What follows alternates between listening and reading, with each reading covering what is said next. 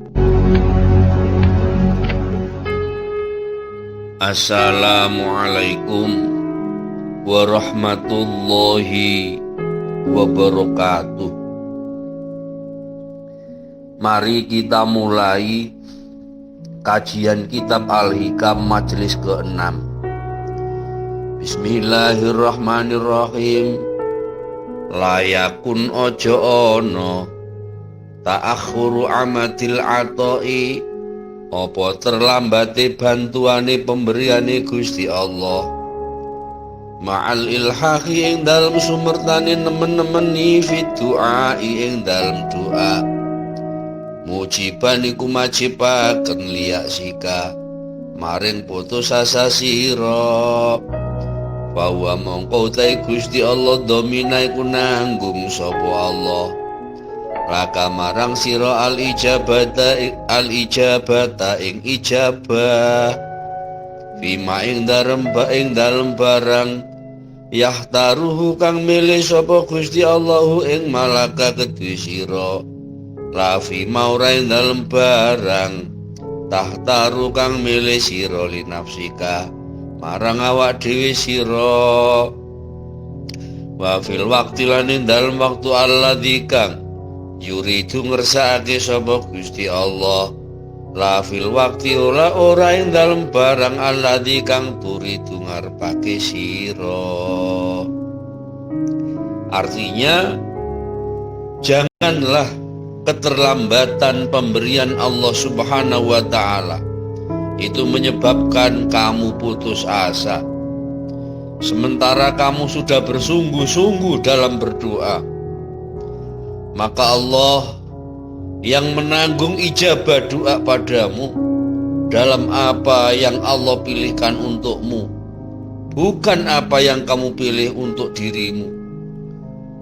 Dan pada waktu yang Allah kehendaki, bukan pada waktu yang kamu kehendaki. Syarah, Allah Subhanahu wa ta'ala yang memerintahkan kita agar mau berdoa kepadanya. Lalu Allah Subhanahu wa ta'ala yang menanggung ijabah doa kita. Sebagaimana firman Allah Subhanahu wa ta'ala, ud'uni astajib lakum. Artinya, berdoalah kepadaku, niscaya akan aku ijabah bagimu. Al-Quran surat Al-Mu'minun 60.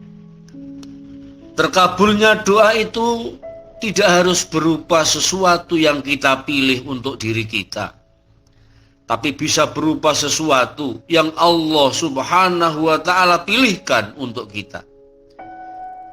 Juga diberikan pada waktu yang Allah Subhanahu wa ta'ala kehendaki, bukan pada waktu yang kita kehendaki. Jadi sebagai hamba Allah Subhanahu wa ta'ala, kita wajib menerima apapun pilihan Allah Subhanahu wa ta'ala untuk kita. Juga kita harus yakin bahwa apapun pilihan Allah Subhanahu wa ta'ala untuk kita, maka itulah yang terbaik buat kita. Juga kita harus sabar menunggu kapan waktunya Allah Subhanahu wa ta'ala mengijabah doa kita. Karena Allah Subhanahu wa ta'ala yang lebih tahu kapan waktu yang terbaik untuk ijabah doa kita itu. Makanya kita jangan sampai putus asa. Penyebab doa yang mustajabah, bismillahirrahmanirrahim, ud'uni astajib lakum.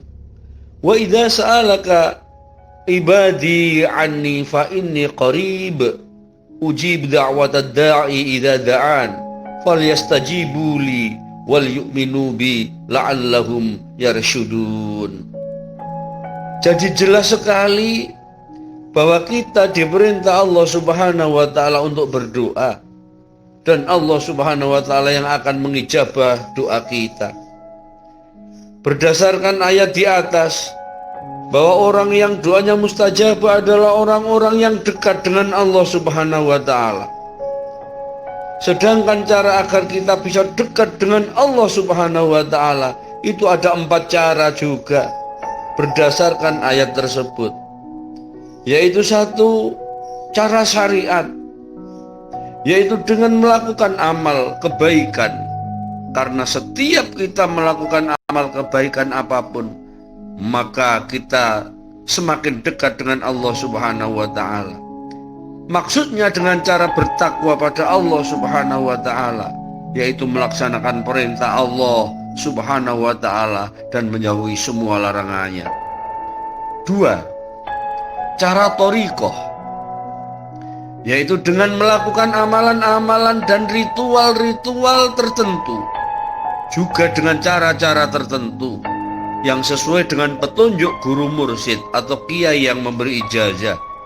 Misalnya mengamalkan suluk, khususi, zikir sirri, tawajjuh, baca berbagai macam sholawat, berjaga di malam hari, puasa sunnah dan lain-lain, yang semuanya itu bisa mendekatkan diri kepada Allah Subhanahu wa ta'ala.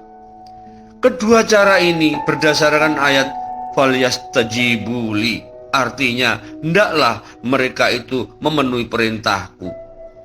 3. Cara hakikat, yaitu dengan melakukan tawajjuh yang benar, sehingga ruh kita mi'raj menuju Allah Subhanahu wa ta'ala dan dekat dengan Allah Subhanahu wa ta'ala, dengan menyadari, merasakan dan membayangkan bahwa Allah itu betul-betul dekat dan ada di hadapan kita.